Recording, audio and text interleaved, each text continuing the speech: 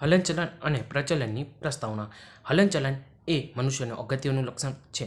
હલનચલન વનસ્પતિ, પ્રાણી બંનેમાં જોવા મળે છે. એકકોષીય અને બહુકોષીય બંને સજીવોમાં જોવા મળે છે. એકકોષીયમાં એટલે કે અમીબામાં જીવરસનું પરિભ્રમણ એ સરળ હલનચલનનું ઉદાહરણ છે.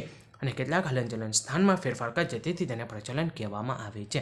હલનચલન અને પ્રચલન. ઓકે, તો બધા પ્રચલન હલનચલન હોય છે, પરંતુ બધા હલનચલન પ્રચલન હોતા નથી. ડેમ સિમ્પલ વસ્તુ. ઓકે, હવે આગળ વધીએ કે હલનચલન અને પ્રચલનની રચનાઓ અલગ હોય તે જરૂરી નથી.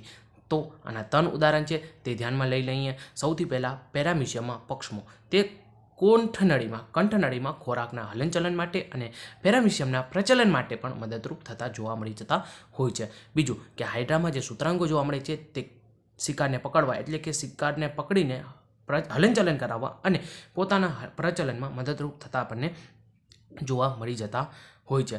ત્રીજું, મનુષ્યમાં જે તેના ઉપાંગો હોય છે ને, તે સ્થિતિ બદલવા માટે અને સાથે સાથે હલનચલન માટે પણ મદદરૂપ થતા હોય છે. આ 3 ઉદાહરણો હતા, ખાસ યાદ રાખજો, પૂછાઈ શકે છે.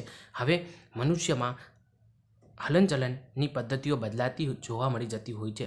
મનુષ્ય મીન્સ સજીવોમાં. ઓકે, તો તેને નિવાસસ્થાન અને તેની આબોહવાકીય પરિસ્થિતિ કેવી છે તેના પર આધાર રાખે છે. અને બીજી 6 વસ્તુને લીધે સજીવો હલનચલન પ્રચલન કરતા આપણને જોવા મળી જતા હોય છે. રહેવાસ, ખોરાક, સાથી, યોગ્ય પ્રજનન માટે અને સાથે સાથે આબોહવાકીય પરિસ્થિતિ અને શિકારથી બચવા માટે.